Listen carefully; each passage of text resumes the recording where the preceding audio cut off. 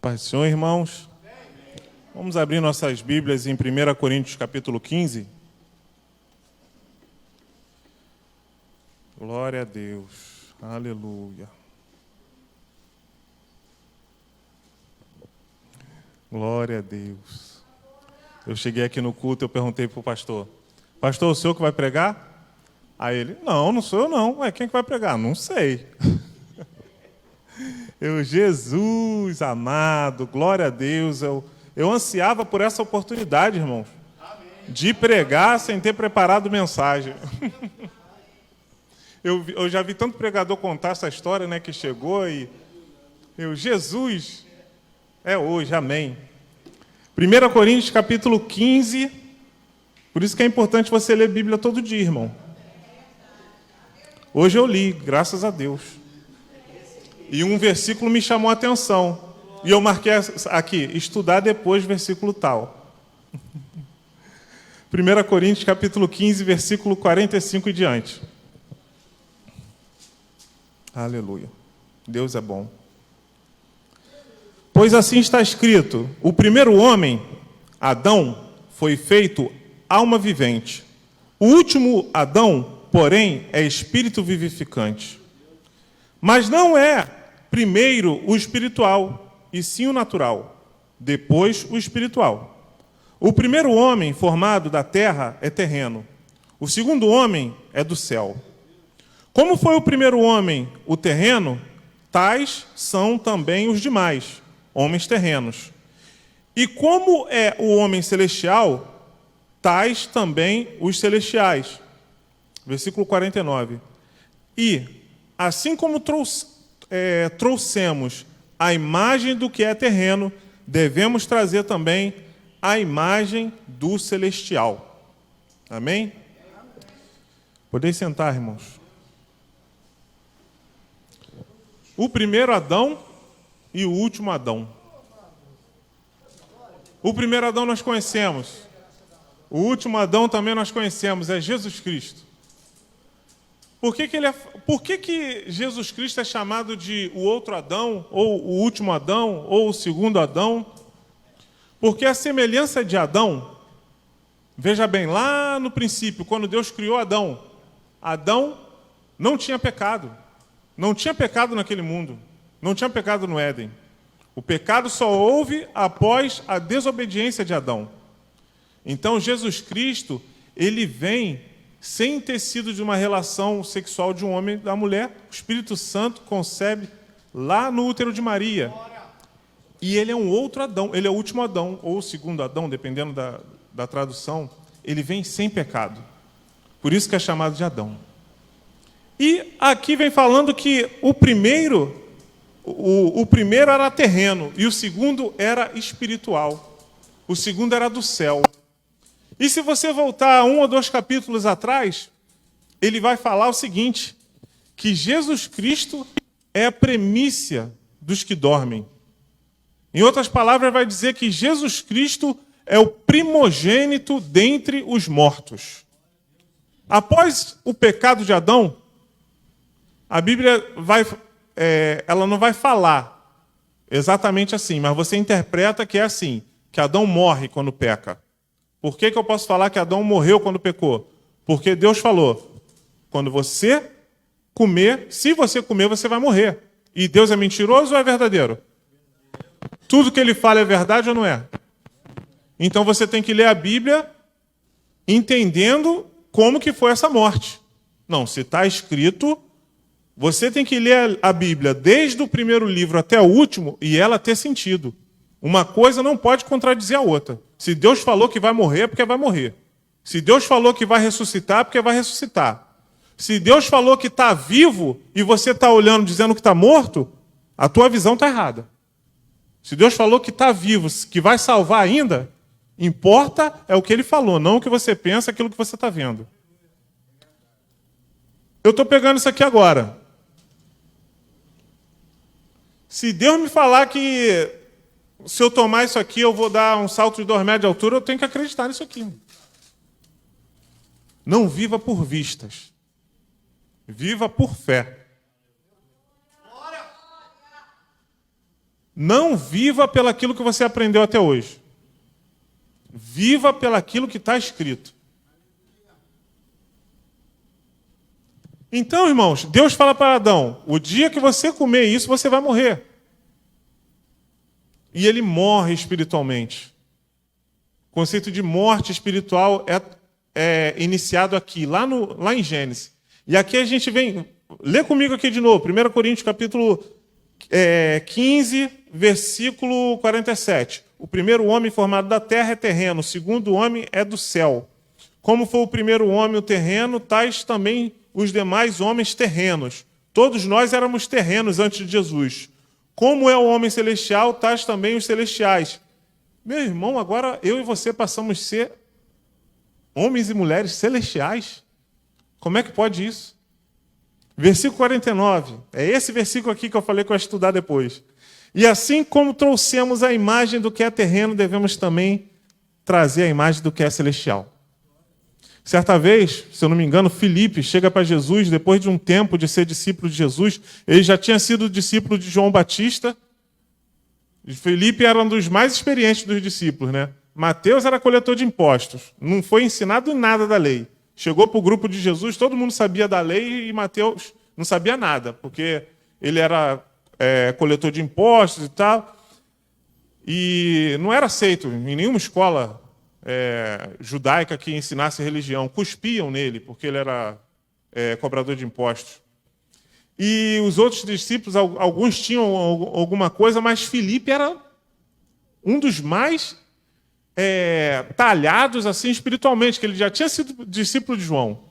E ele chega para Jesus, o mais experiente espiritualmente, chega para Jesus e fala assim: tá bom, mestre, agora é o seguinte, nos mostra o Pai. Nos mostra o Pai, Jesus. Eu fiquei imaginando assim, caramba, como é que Filipe está... O que Jesus pensou, né? Pô, mas esse é o mais espiritual e está me pedindo isso, quanto mais os outros. Nos mostra o Pai. Você lembra o que Jesus respondeu para Filipe? Alguém lembra? Filipe, quem vê a mim, vê o Pai. Eu sou a imagem do Pai. Filipe, o filho só pode fazer aquilo que vê o Pai fazendo. Acredite em mim, Felipe, pelo menos pelas mesmas obras. Acredite. Agora, meu irmão, como é que pode? Volta no 49. E assim como trouxemos a imagem do que é terreno, devemos também trazer a imagem do que é celestial. E eu volto lá no Gênesis de novo. O Pai, o Filho e o Espírito Santo chegam e fazem uma reunião e declaram a seguinte frase: façamos o homem à nossa imagem e semelhança. E Adão é feito à imagem e semelhança do Pai, Filho e Espírito Santo. Só que ele perde essa imagem. E a imagem vai sendo deteriorada cada vez mais, cada vez mais, cada vez mais. O homem vai andando na lama, na lama, na lama, no pecado. Um abismo chama outro abismo, um pecado chama outro pecado. Como que era o Adão primeiro, antes do pecado, antes de desobedecer, antes de comer o fruto da árvore do conhecimento do bem e do mal? Ele tinha comunhão com Deus todos os dias. Ele falava e ouvia a voz do Pai todos os dias. Ele andava nu na presença do Pai todos os dias. Sabe o que quer dizer andar nu? Andar nu é não ter vergonha. Andar nu é sem culpa. Como nós temos andado hoje com Deus? Será que você está andando nu com Deus? Será que se Ele aparecer a você, conversar com você, você vai ter alguma coisa? Você vai ficar tranquilo ou você vai para trás da moita se esconder e falar: Senhor, vai para lá, Senhor, que eu estou nu.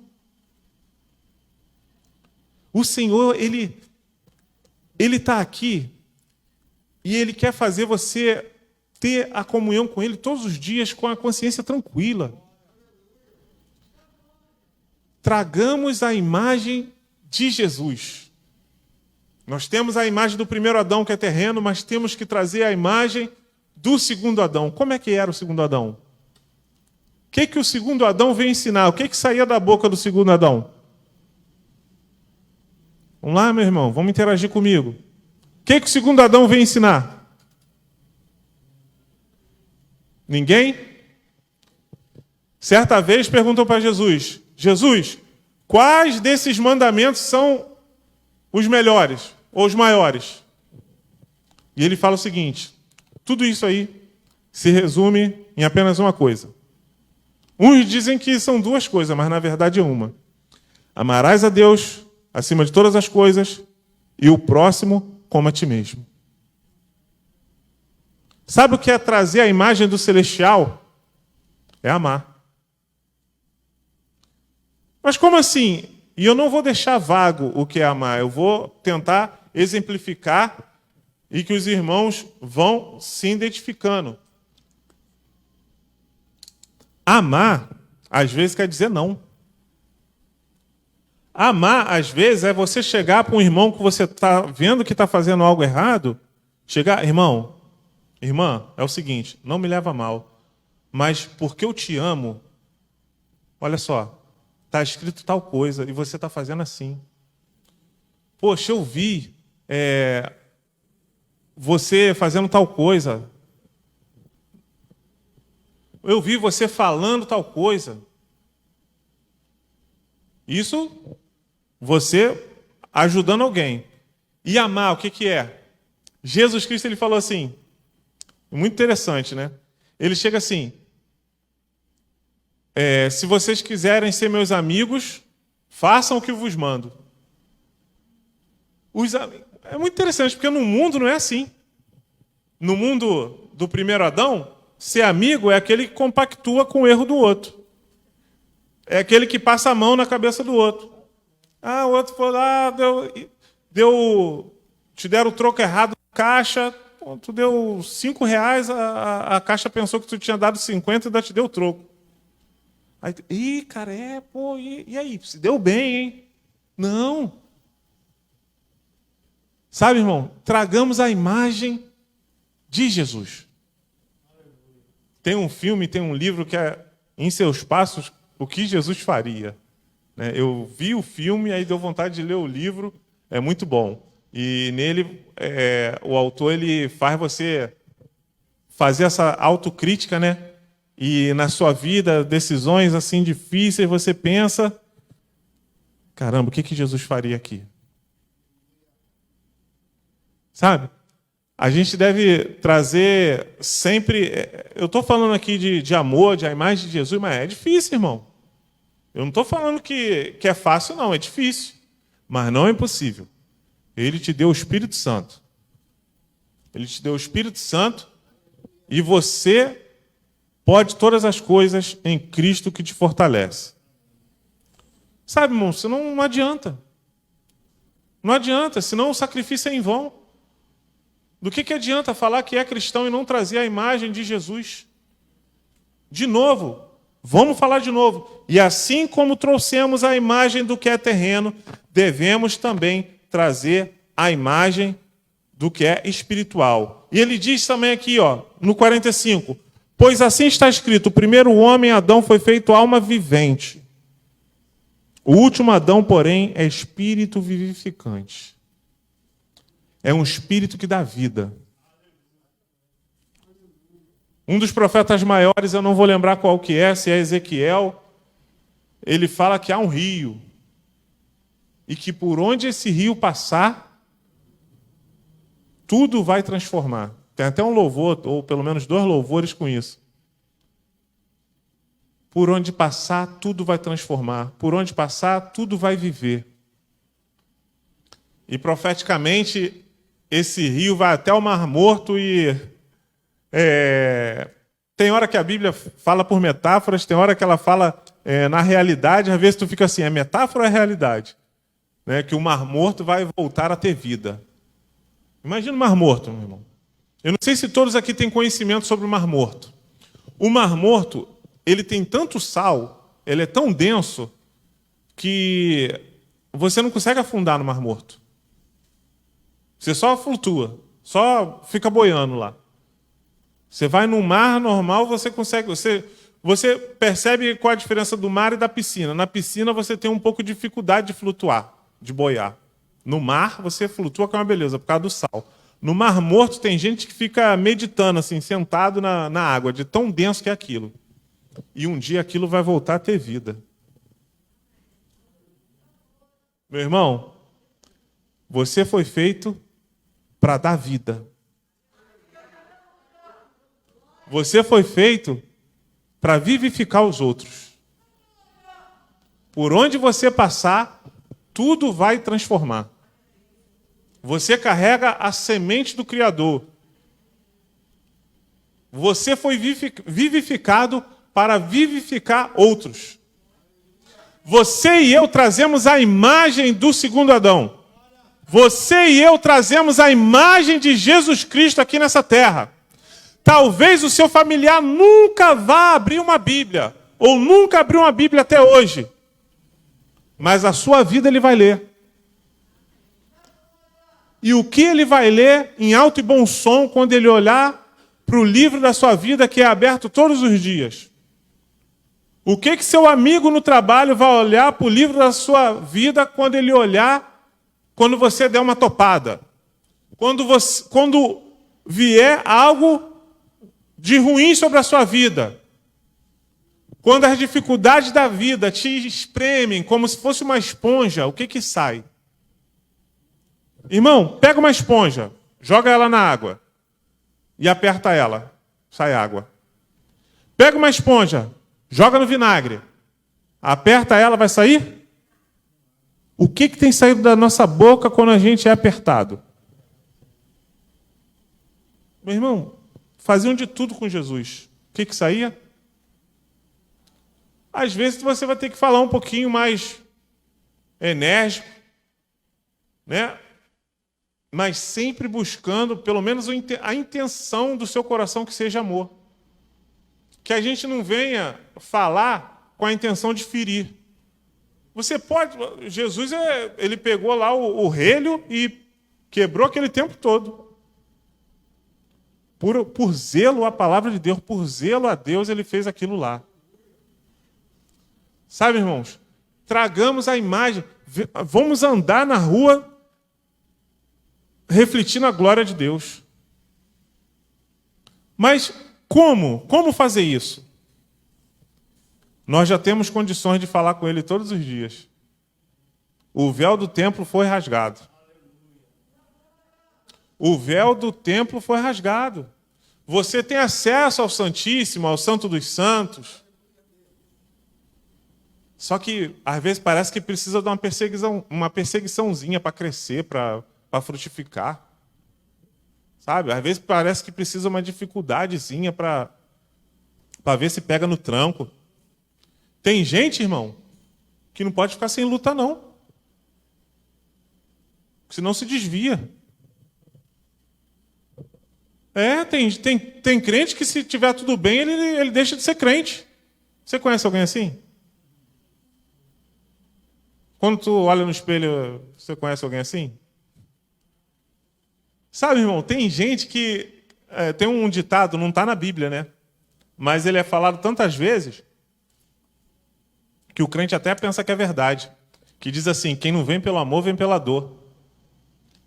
Mas é uma coisa bem real, né? Eu vim pelo amor. Tem muita gente que eu conheço que veio pela dor. Aparentemente na minha vida estava tudo bem. Eu comecei a aceitar o convite lá de ir num culto que era num curso que eu fazia, não foi igreja. E na terceira vez, ou quarta vez que eu fui ao culto, eu levantei a mão, aceitei Jesus, eu senti o Espírito tocando no meu coração, né? E de lá para cá, eu me tornei vivificado. E tenho tentado vivificar outros. Irmão, foi uma breve palavra para trazer reflexão aos irmãos. O véu do templo foi rasgado. Que não precise vir uma dificuldade para você buscar. A maior dificuldade já está aí. Coronavírus, pandemia. E tem crente que está cauterizado, não sente mais. Sabe cauterizado? Quando a pessoa corta a mão, perdeu a mão, aí cauteriza, né? Dá uma queimada ali nas terminações nervosas para não sentir mais dor. Não sente nada. Tem crente que está assim. Tem crente que veio para essa campanha de família aqui, o fogo desceu, o céu se abriu, e a pessoa estava lá assim, ó, só com o olhão aberto para ver quem é que estava dando glória, quem é que estava fazendo não sei o quê. Quantos aqui sentiram a presença de Deus nesse congresso de família? Mas eu acredito que possa ter gente que entrou aqui cauterizada e não sentiu nada. Irmãos, tem tanta coisa disponível para nós. Tanta coisa. Não espera vir um dia mal, não. Se prepare. Se prepare, busque o Senhor em tempo e fora de tempo, para você poder ficar firme no dia mal. Amém? Agradeço a oportunidade, em nome de Jesus. Engrandecer, para fechar essa, e agradecer-te por toda em nossa vida.